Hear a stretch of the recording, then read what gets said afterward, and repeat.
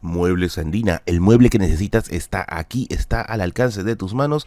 Cotiza tu diseño a los contactos que aparecen aquí en la publicidad y no olvides decirle que vienes de mi parte, ya que hacen un trabajo maravilloso, te lo garantizo. Llegas a tu casa después de un gran día de trabajo y decides prender la Play, la Switch, lo que tengas a la mano y ponerte a jugar algo, pues así vas a eliminar el estrés, vas a poder relacionarte con gente en el competitivo y obviamente tener una relación pero muy agradable con la comunidad virtual de jugadores. Bueno, sabemos que eso es mentira, pero sí también sabemos de que sí o sí a nosotros nos gusta jugar. A los hombres o a las mujeres nos gusta en algún momento tener algún tipo de juego, ya sea un juego de mesa, un videojuego o algún tipo de juego sentimental. Lo cierto es que la tradición del juego es muy antigua y hoy vamos a hablar un poco acerca de ello. ¿Cómo jugábamos nosotros hace 500 años? ¿Cuáles eran los juegos principales? ¿En qué forma el juego estaba relacionado hasta con la política y otras cosas que te van a súper interesar? Yo soy Merlin, detrás de esa cámara siempre estará mi gato Bigotes y mis gatos juguetones Toshi y Félix, y esta es la biblioteca de Merlin explicándote cómo nos divertíamos hace 500 años.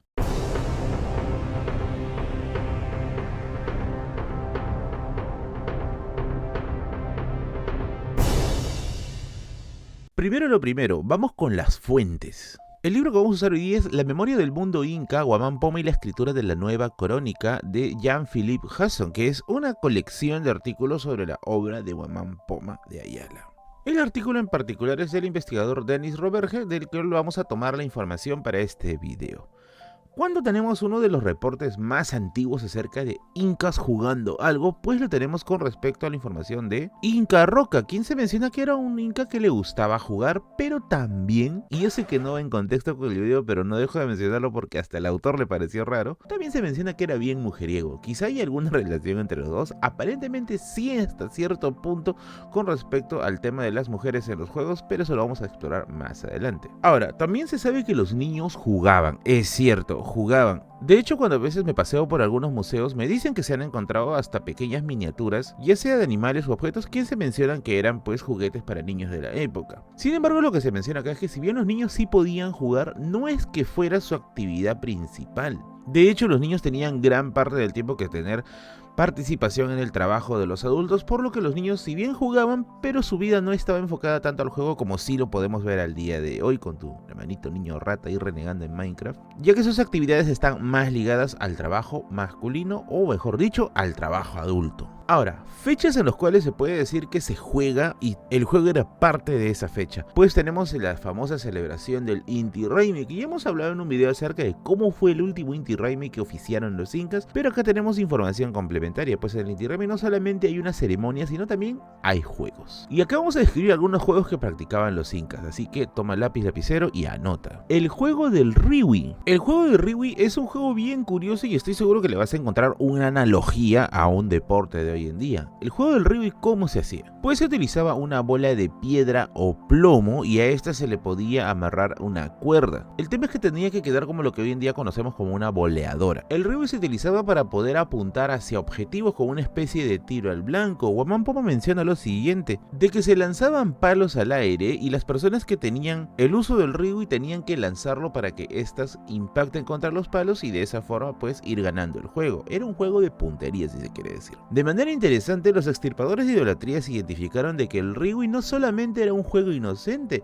sino que también se hacían consultas sobre el futuro, consultas oraculares en torno a este juego, por lo que se deja entender más o menos de que el azar del futuro podía estar relacionado con la puntería que tú tenías al quebrar un palo con el Riwi en el aire. En otras versiones se menciona de que lo que se lanzaba al aire era algo parecido a una serpiente de lana. Y acá viene un detalle interesante, pues que en el juego del Riwi también se apostaba. Esto vamos a ver más adelante en el video, pero la apuesta va a ser una de las cosas que va a salirse de control en este momento, ya que la gente se enviciaba con respecto a los juegos y obviamente querían sacarle algún provecho a esto. El siguiente juego es el juego de choca. El juego de choca es algo más parecido a un ensayo de guerra, aunque vamos a ver aquí que de ensayo tenía cosas graves. El juego consistía en formar dos bandos, se mencionaba que podía ser el Anan y el Urin, y tenía tenían que tomar una plaza simulando una guerra. Obviamente usaban una especie de cañas para poderse atacar entre ellos, cosa que tampoco llega a puntos fatales si usaban las armas incaicas, proyectiles y también combate cuerpo a cuerpo. Como un detalle importante, dicen que esto podía haber sido más adelante practicado como una suerte de continuación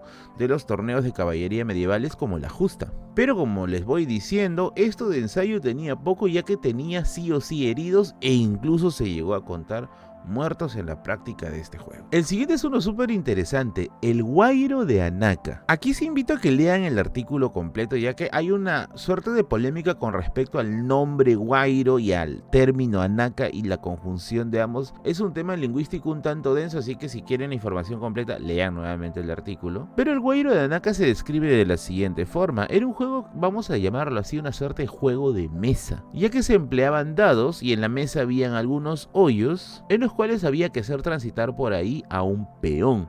Vamos a decir sí que tiene un cierto parecido a lo que hoy en día llamaríamos un ludo. Un detalle interesante del Guairo de Anaca es que probablemente fue un juego practicado principalmente por mujeres, así que detalle interesante dentro de ello porque se le asocia la palabra Guairo al tema femenino. A ver, pero ahora vamos con un punto súper interesante. Hoy en día tú puedes sentarte con tus amigos, abrir una partida de Dungeons and Dragons y jugar sin ningún problema, pero al parecer en el mundo incaico eso no era posible, porque si bien existía el juego, tú tenías que jugar con la autorización del Inca. Así como lo escuchas, no hay un juego libre, nadie juega sin que el Inca lo permita. E incluso estaba normado al punto en que se castigaba a las personas que jugaban sin la autorización incaica con azotes en los brazos. Guamán Poma reporta que se azotaba con 50 golpes en los brazos para que esta persona no vuelva a jugar sin el permiso. Esto podría ir en línea con respecto a las políticas del Imperio Incaico con respecto a que nadie podía estar de flojo ni de vago, todos trabajan,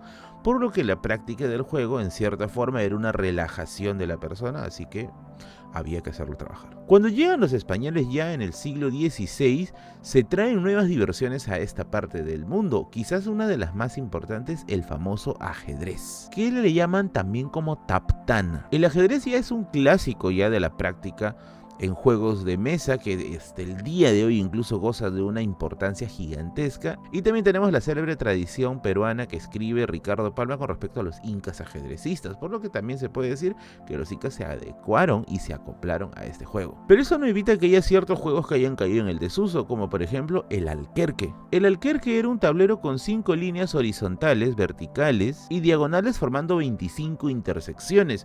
De hecho se ven algunas de las ilustraciones de Guamán Poma como el juego del alquerque. Y este juego llegó a tener una gran popularidad. ¿Por qué? Porque le quitaba el tema del azar, porque si vemos en los juegos, por ejemplo, de dados, tú dependes mucho del azar más que de una estrategia. En el alquerque y el ajedrez no, ahí sí se empleaba una estrategia sí o sí, por lo que el alquerque tenía mucha más aceptación por el tema de la estrategia. Ahora, como ya te dije hace un rato, los juegos traen vicio si es que se practican indiscriminadamente, y esta no fue la excepción.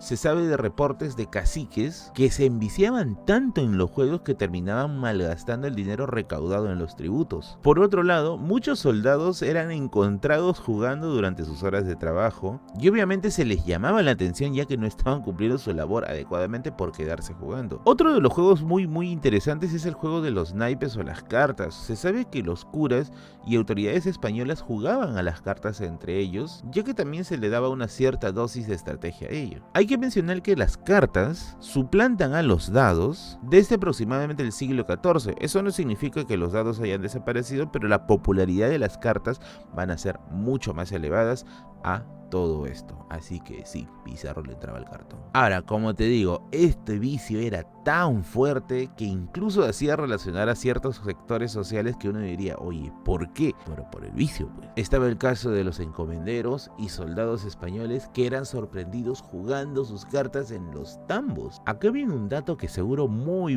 pocas veces has escuchado, o quizá nunca has escuchado. Los tambos, que anteriormente eran lugares donde se reservaban recursos durante la época del Inca vicanato, ya en la época de la conquista y el virreinato ya habían caído totalmente en desuso, y los tambos, otrora lugares de reserva de recursos, ahora pues eran lugares de vicio. Porque sí, los tambos se convierten en casas de juego donde iban las personas a poder jugar, ejecutar apuestas, etc. Y es que, amigos y amigas, el vicio, el juego, transitaba por todos los sectores sociales, era pues prácticamente inherente a cualquier persona que se pudiera enviciar, por lo que ya más adelante, con la llegada de los siglos posteriores y especialmente con la llegada de la República y la tecnología, vamos a encontrar ya otras actividades, como por ejemplo las diversiones públicas que representaban las fiestas, el teatro, más adelante del siglo XX el deporte y bueno, hoy finalmente los videojuegos.